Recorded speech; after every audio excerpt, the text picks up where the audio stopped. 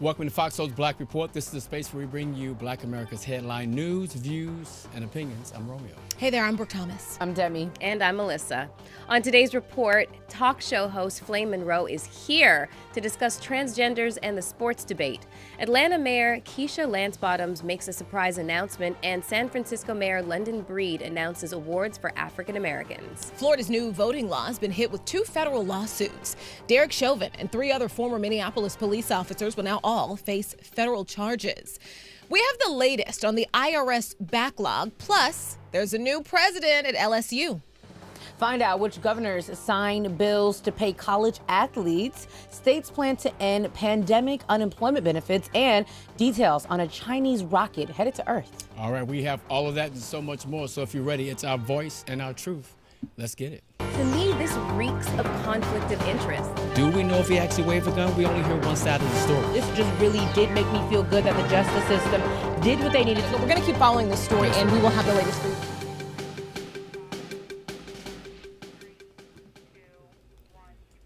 Hey, Soulmates, we are beginning this evening with an update to a story we first told you about here on FOXSOUL's Black Report.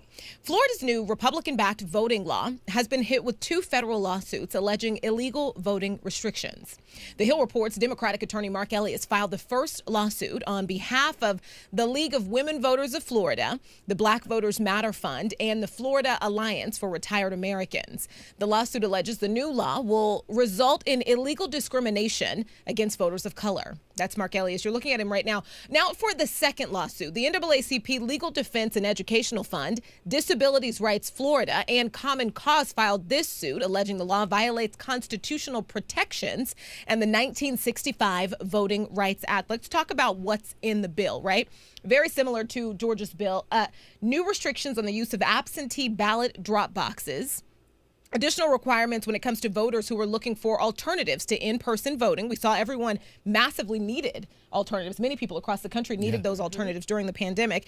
Also, a ban on members of the public distributing food or water to those waiting in long voting lines. Which is, the last one's just so ridiculous. Like, how can you try to hold that against someone, right? And then on top of that, they had no problems with the last election. They said it was one of the most safest ones, well-ran ones, yet this is still going to happen. We also know. Who said that? Well, that's true. Right. But if you flip it around, if Donald Trump would have won the election, if Georgia wouldn't have got flipped, would they be complaining? Or would they be having this law right now? That's the question. That's a good question. Yeah, well, you know, those groups that made this lawsuit, they were pretty much arguing that they made up an issue where there was no problem. And I think that's very, very strong because, like I said earlier in the week when we started talking about this, is the elderly are being affected by this, but not just Democratic elderly. Also, the Republican elderly are going to be affected as well. So I don't understand why this new law is even happening. Yeah. And I'm hearing they're suing all 67 Florida counties, I believe. So, yeah, they're going in and, you know. As they should. Good thing it's happening now when we have time because they're trying to do something before the midterm. We already know what the plan is, right? Yeah, but there's going to be like so many more lawsuits because, you know, Florida is only one state that is filing or that's, you know, where this is happening, where these voter restriction laws are being passed. You know, like we discussed yesterday, Texas is another one. And I'm sure that we're going to start hearing about this a lot more. Other things that are kind of like being affected is new voter ID requirements, double the work required to apply for mail-in ballots, a limit on ballot collection, a restriction on unsolicited mail-in ballots, a ban on donation to election agencies, a mandatory but warning registration efforts, but more rights for partisan observers, which is the one that kind of really, really freaks me out a lot. Like the candidate or party official can designate people and give them reasonable access to ballots that have been, you know, filed, which gives me a lot of pause because these are the last people that you want to be able to be responsible for counting ballots because they'll be like, oh, whoops, sorry, lost some. You know what I'm saying? Yeah. Well, we'll definitely see what happens with that.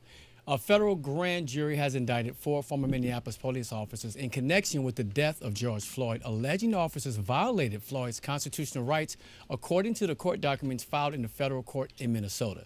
The indictment says Derek Chauvin, who was convicted last month on the state murder charges, deprived Floyd of the right to be free from unreasonable seizure, which includes the right to be free from the use of unreasonable force by a police officer. Tutal and J. Alexander Kane were also charged in the connection with the failure to intervene in Chauvin's use of unreasonable force per the indictment. Chauvin, Tao Kane, and the fourth officer, Thomas Lane, all face a charge for failing to give Floyd medical aid. This must be clear to our soulmates. This has nothing to do with the criminal trial. This is totally different. And they went on record saying pretty much, they all saw him lying there, but they did not intervene. They did not try to help him.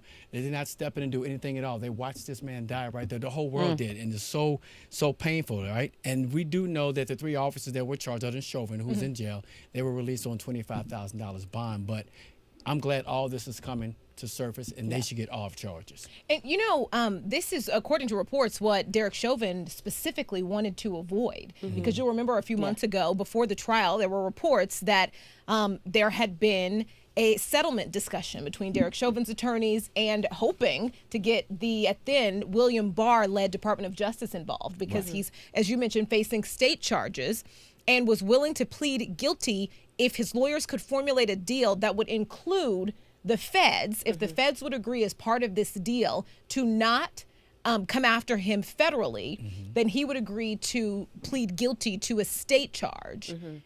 At that point, according to reports, Bill Barr didn't want anything to do with that, which fascinates a lot of people. Yeah. But so this appears to be exactly what Derek Chauvin wanted to avoid, and he did not get his wish in any way, because now he's facing federal charges as well. That's true. Yeah.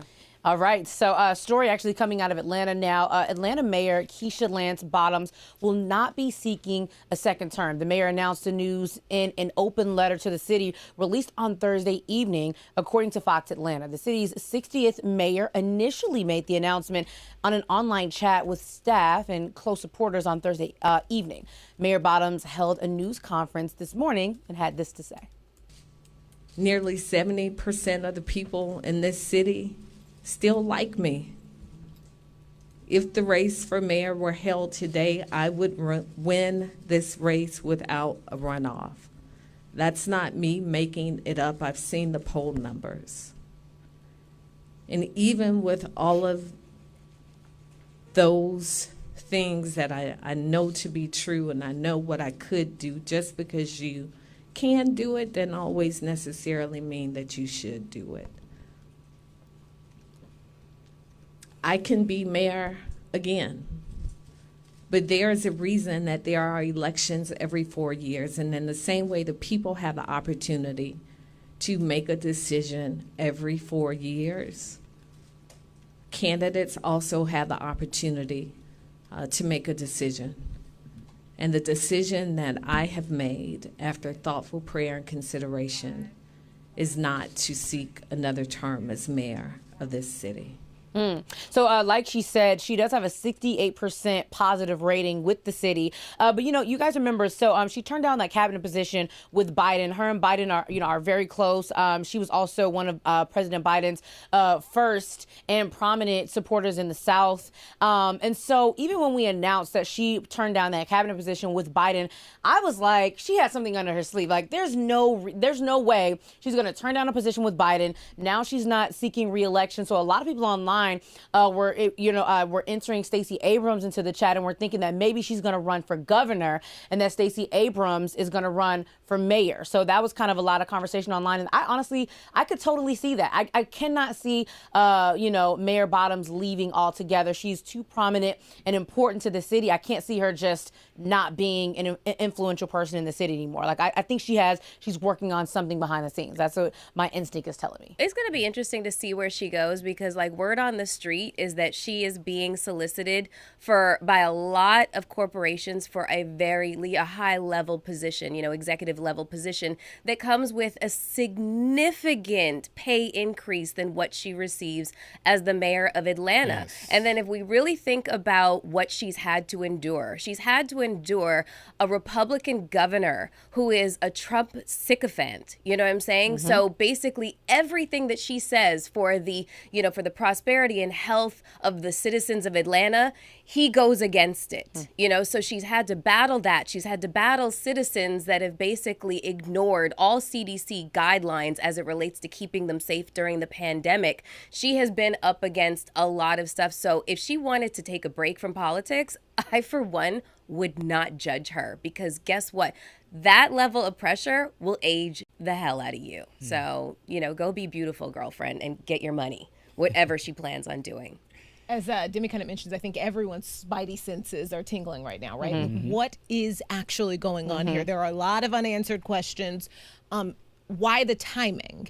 Is it because, she's running for state office? Is it because she's headed to D.C.? Is there another popular job? Why announce this now? Also, there's been a lot of speculation that former Atlanta Mayor Kasim Reed may be potentially jumping back in the race. And is she jumping out of the race for the benefit of the entire Democratic Party, to not to have some messy, nasty race that tears up the entire party? What is happening here? And because, as she says, she could win. So, and I think that she herself has been very clear about the fact that she feels like she's done a good job and that she was the right person to lead this city, and that she has led the city through a lot of, as Melissa mentioned, a lot of tough times over this past year. And so I'm interested. I would like to know what's next. Obviously, we're going to be following Keisha Lance Bottoms for years to come, and so I would like to see what's next. She's done a lot. I'm going to say this real quick. As she walks away and look back at what she's accomplished and what she did for that city and that state, she should feel good about it. Well, Melissa, you made a really great point, too, about Brian Kemp. People want him out. So I would not be surprised also if she would take that spot. But let's watch, because it's going to be very interesting. I've got my popcorn ready. All right, well, San Francisco Mayor London Breed announced this week the awarding of $3.75 million to serve the city's Black and African American small business community. This investment by the Office of Economic and Workforce Development and the San Francisco Human Rights Commission is part of the Dream Keeper initiative, which is reinvesting $120 million from law enforcement into San Francisco's African American community, according to the announcement. Mayor Breed said, "Across this country and in our city, we've seen how the Black community's economic growth and prosperity has historically been disrupted and marginalized. This funding is part of our efforts to undo the harm of generations of disinvestment and economic inequities.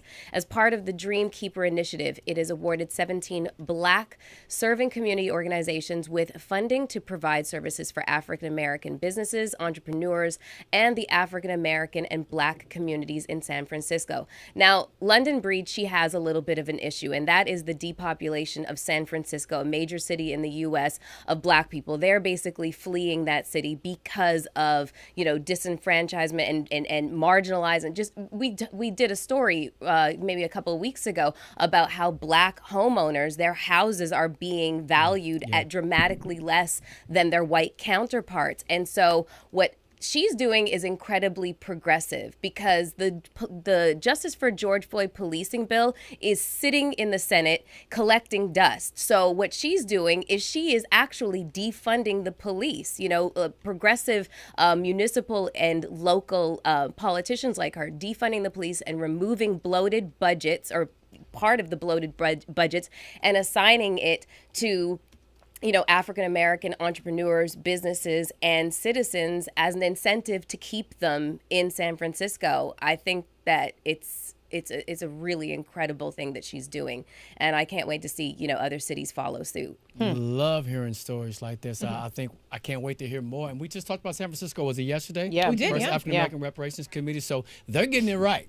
They're doing it, and let's hope other cities and states follow suit with what's happening with this. Absolutely. But I just want to say here that the internet, they are not happy about this at all. Like the news about this happening, people are mentioning, what about the Asians? What about other races that could, use something like this? And my favorite part is that it's government funded. I love it. Okay. We love to see it. So, everybody just needs to stop being salty right now. Okay? I know. Let us have our moment. Okay. Let's bring that to Los Angeles and invest in my business. Okay. I would love that. Come on over here, London Breed.